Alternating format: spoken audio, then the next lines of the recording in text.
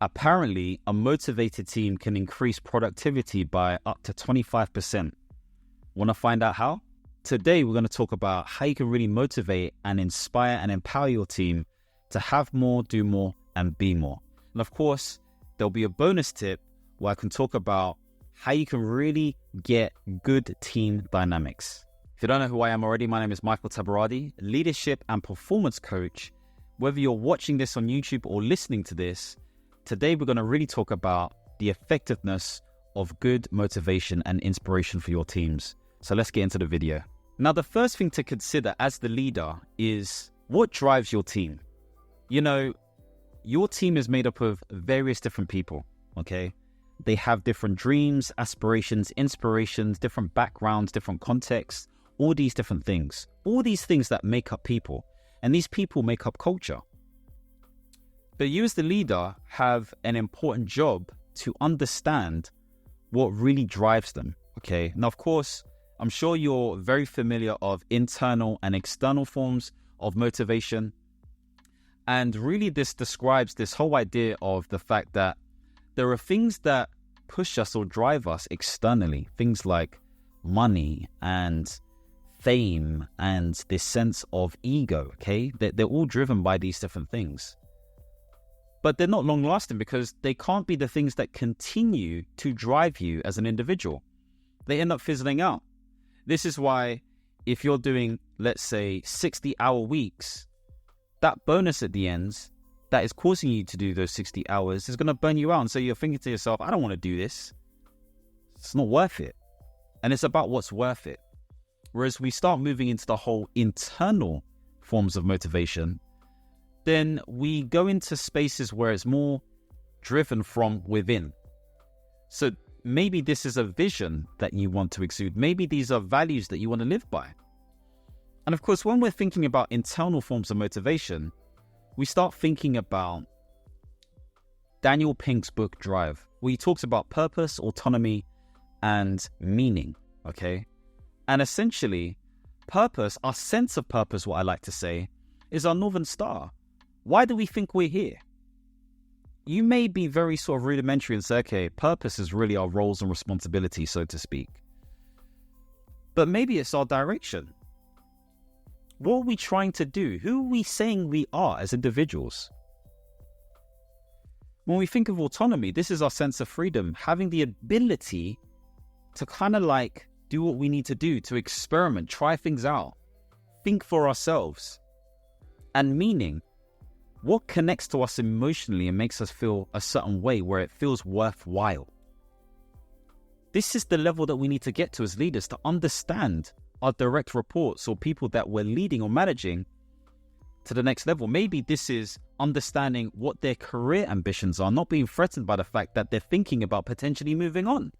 Maybe they want to try something else within a different space. Now, of course, there are things called Herzberg's factors, which I spoke about really when it came to the internal and external motivation. What do I mean by this? You may use external motivation like carrot and stick to try and get people to do things like bonuses. If you do X, we'll give you Y.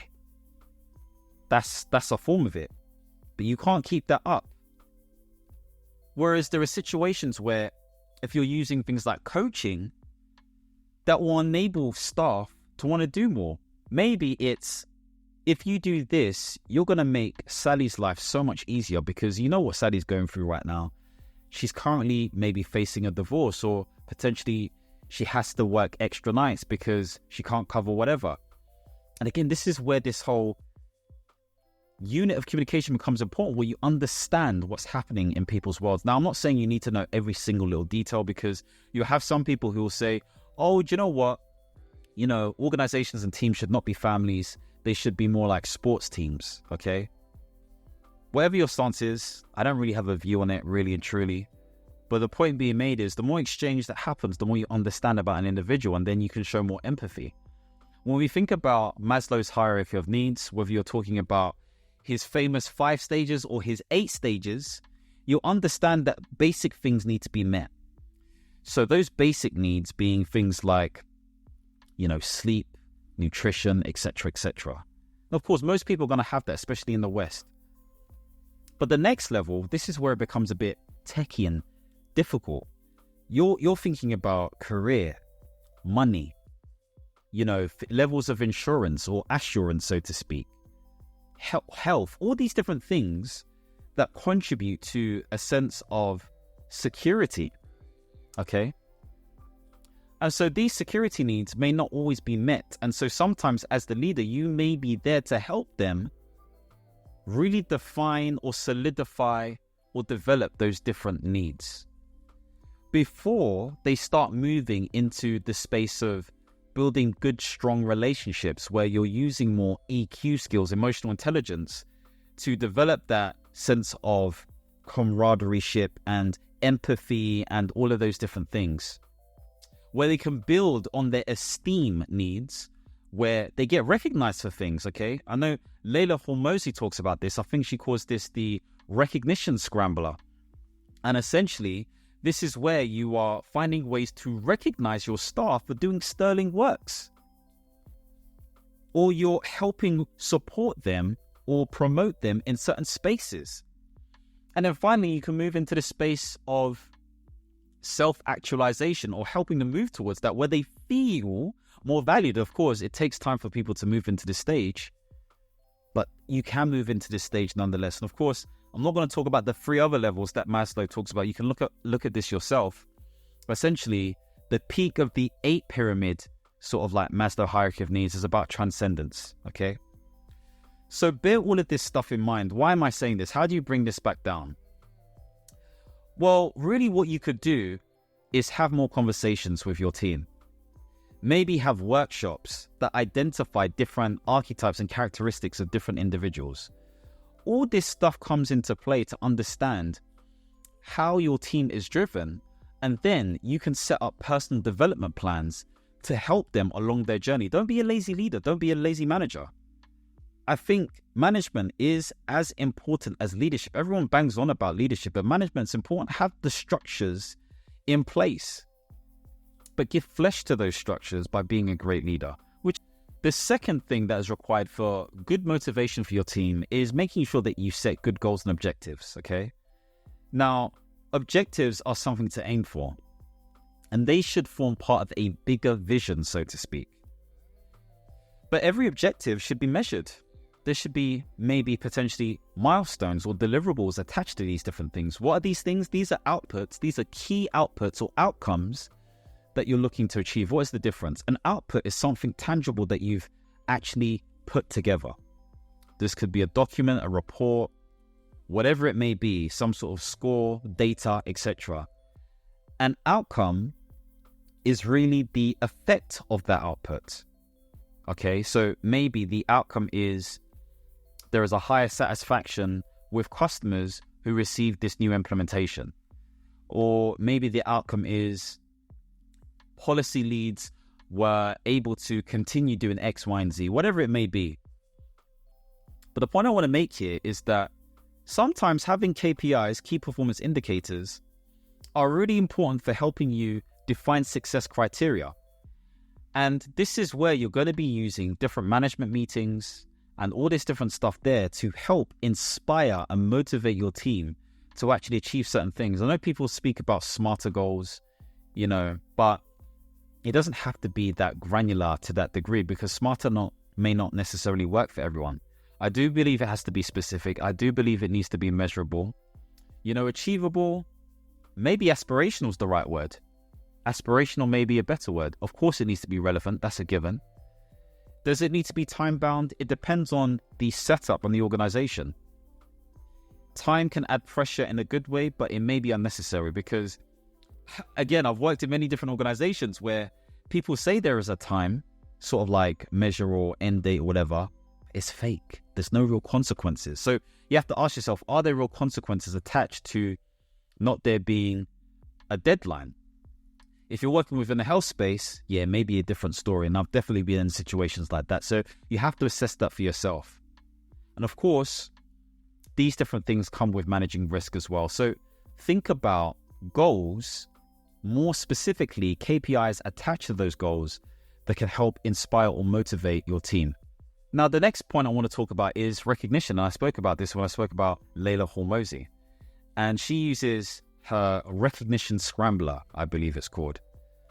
But essentially, recognition is what it says on a tin, recognizing people for their efforts. And what's important about this stuff is that you need to do it in a timely fashion. If someone does something, give them a high five, thumbs up, encourage them and tell them that actually you've done an awesome job.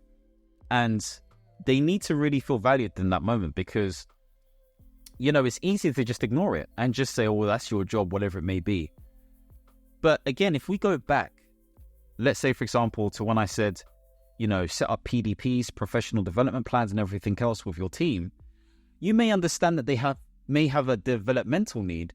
And if they've been able to overcome or achieve that specific need, that requires some level of recognition. So recognition can come in very different forms, okay? It could be more formal or informal. Again, it can be things that are written. It can be literally a high five. It could be a gift. It could be, again, an announcement, whether that is online or publicly or in front of a team. Whatever it may be, there are different ways in which we can recognize good work. And I think that's what makes leaders stand out, because they're like, this leader's good, he's pretty good. He's pretty good, They're able to recognize me for me. And so think about ways in which you can be good at recognition. Now, of course, there are going to be times where, people don't necessarily do as well. And so you have to find ways to give constructive feedback. And so this is a really important point. If feedback is not positive, it's not feedback. And now that sounds a bit crazy, because it's like, isn't that just leaning into toxic positivity, someone says? Not necessarily. Now, of course, the feedback needs to be clear and succinct. You need to check that people understand what you're saying. It needs to be based on something. You can't be picking on the person. If that feedback doesn't lead to some level of action that helps develop that individual, it's not really good feedback, is it? Because if you think about the basic sort of feedback loop, you have input, process, output. When you get outputs, you get information which garners feedback, and that feedback should come back into the input. And so, as you get this feedback, the input should improve or enhance or increase, whatever it may be. And this is why it needs to be positive. It's a positive feedback loop. It's not quite a negative one. Otherwise, that'd be diminishing returns. And so think about all of this when thinking about recognition and feedback. Now I've got a quick question for you. What methods and techniques have you tried to motivate anyone? Doesn't have to be your team, but what have you tried to motivate someone? I'd love to know your thoughts. Comment below. Just one moment before you continue the video. If you're interested in gaining more information surrounding how you can develop as a leader, how you can employ good life management, more stuff centered around portfolio careers, then you may want to sign up for my newsletter, the Mastery Leadership newsletter, where I talk about some of this stuff. I'll give you tips and tricks and hints and things around all of this stuff in order for you to be an effective leader, whether this is in your business, in your workplace, or even in your family household. Look, leadership is really important. Life management is really important, and all of us are cultivating portfolio careers. I think they said by 2025, at least 50% of people, at least in the UK, are going to have some sort of portfolio career. So if these topics really interest you, especially the leadership stuff, then make sure you sign up for my newsletter, where you can get weekly information on this and just feel up to date in terms of how you can be the best leader that you can be, where I define leadership as living by example. Anyway, let's get back to the video. The next thing I want to talk about is empowering your team to be autonomous, to take the charge, take the lead. You are the leader, but you need to develop leaders. And so by doing that, you delegate them to do things. Now, you can't take on everything. You're just one person, okay? But having clear roles and responsibilities enables someone to understand what they need to do. So there has to be a good framework, so to speak.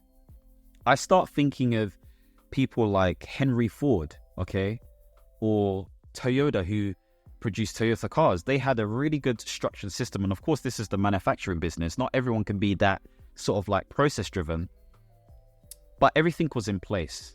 Now, aside of that, If you really want to empower and motivate and inspire your team, enable them to have more, do more, and be more. And you do that by delegation. Now, not lazy and annoying delegation, but you delegate in such a way that coaches them to success. If they come to you and ask you a question and say, boss or Frank or Phil or Demi or whatever, what do I do in this situation? You may be like, what's a good question? If you were me, what would you tell yourself? See if they can come up with a situation. Now, of course, if they're sort of like comes in this way and comes out the other way, they may be like, well, that's why I'm asking you. But challenge them. What would you do in this situation? And assess what they say. I'll follow up with more questions until they get to a solution that sounds sound based on what you know as a leader. And they say, okay, go ahead and do that thing. Come back to me and let me know how it goes. So give people the space to actually develop as an expert or leader, whatever it may be. And you do that through making sure that you delegate, you empower people, you enable people to do more, have more, and be more. Really important stuff here. There are going to be times that are complex and ambiguous and challenging. COVID is a perfect example. This banking and economic crisis that's happening at the moment, all the different wars that are happening, there's doom and gloom, okay? And how do you ensure that people are still resilient in times like this, where people feel threatened because of things like AI or competitive jobs or consultants coming in taking everyone's roles? There has to be a level of understanding that there is a certain level of control that we have. We can only control what we can control, and this is known as the locus of control. Now, but how do you imbue this into your staff? You do this through workshops. You do this through coaching and mentoring. It's really important stuff. If you don't help your team develop self-awareness to then lead into self-management to help them manage their emotions to become more resilient or whatever it may be, then it's going to be really, really difficult. I remember there was a colleague I used to work with, we're great friends today, and they were going through a very difficult time. And because I was able to give them the space to talk about what's happening, not just in their professional, but also in their personal lives, it built both trust and vulnerability and good rapport. And with that came the ability for me to influence them to be more resilient in certain situations. Now, some people may say, oh, that's a great manipulation technique. But the difference between manipulation and influence in this instance is that it's coming from a loving place. It's coming from a place of sincerity. And if you don't have that sincere nature and lovingness, if you yourself don't live by example, which is a difficult thing to do, it's easier said than done, then it's going to be very difficult for you to, again, build those resilient skills that these people need in their lives. So think about how you can have workshops, coaching, mentoring, creating that space where that self-awareness is developed, where people understand that there is more to them than what they believe there is. Now, here's the bonus tip. Really aim to cultivate good emotional intelligence in a team. Now, what do I mean by this? Everyone talking about emotional intelligence, this and that. Now, there's emotional intelligence on the individual level, but think about it from a team level. Get to a point where, number one, you are building awareness. Self here is your team. Build team awareness around how you operate as individuals, okay? Now, you may be going through change where there's a lot of, different things that are happening. You may be forming your team and everything else, and so it feels like a lot's going on. But build capabilities to be aware of what's happening. So this is where you have team meetings and you talk about what are some of the things that you've learned. So lessons learned become really important in this situation. But two, when you move into the management space, the team management space, you start to understand what behaviors are required to be on a performing level.